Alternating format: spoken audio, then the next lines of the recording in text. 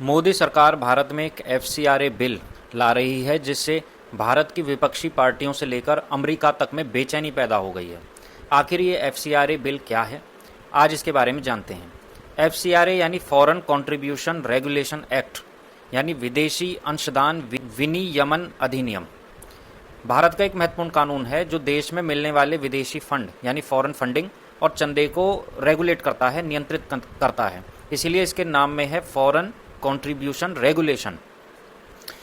इस कानून का मुख्य उद्देश्य यह सुनिश्चित करना है कि भारत में किसी व्यक्ति, एनजीओ, ट्रस्ट, कंपनी या धार्मिक संस्था को मिलने वाला विदेशी चंदा देश की इंटरनल सिक्योरिटी, सोवरेंटी, सार्वजनिक हित और लोकतांत्रिक संस्थाओं के खिलाफ इस्तेमाल न हो।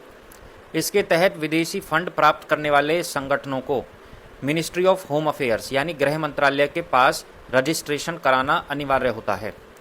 अगर हम इसकी हिस्ट्री की बात करें तो सबसे पहले यह कानून इमरजेंसी के दौरान इंदिरा गांधी सरकार द्वारा लाया गया था।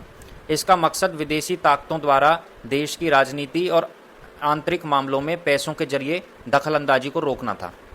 समय के साथ पुराने कानून की कमियों को दूर करने और ट्रांसपेरेंसी बढ़ाने के लिए मनमोहन सिंह सरकार के दौरान एफसीआरए 2010 बनाया गया, जिसे मई 2011 से लागू किया गया।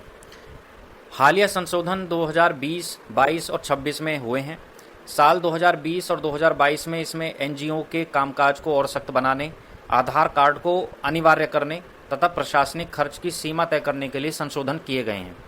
जो हालिया एफसीआरए अमेंडमेंट बिल है 2026, उसके तहत यह प्रावधान लाया गया है कि यदि किसी संगठन का लाइसेंस रद्द होता है या समाप्त होता है तो उसकी विदेशी संपत्तियों के प्रबंधन के लिए यानी मैनेजमेंट के लिए एक सरकारी डेजिग्नेटेड अथॉरिटी का गठन किया जाएगा, यानी वो अथॉरिटी सरकारी होगी।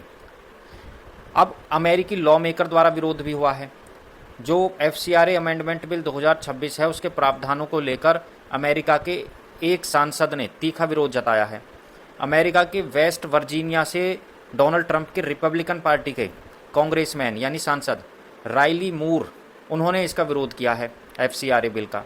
रायली मूर ने सोशल मीडिया प्लेटफॉर्म एक्स पर बयान जारी कर इस बिल को ईसाइयों पर स्पष्ट हमला बताया है, क्लियर अटैक अगेंस्ट क्रिश्चियंस। उन्होंने तर्क दिया है कि नए संशोधनों के तहत यदि किसी ईसाई चैरिटी या चर्च का एफसीआरए रजिस्ट्रेशन रद्द होता है तो सरकार उनकी संपत्तियों और चर्चों का नियंत्रण अपने हाथ में ले सकती है। उन्होंने चेतावनी दी थी कि अगर यह बिल इसी रूप में आगे बढ़ता है तो इससे भारत और अमेरिका के द्विपक्षीय संबंधों पर असर पड़ सकता है।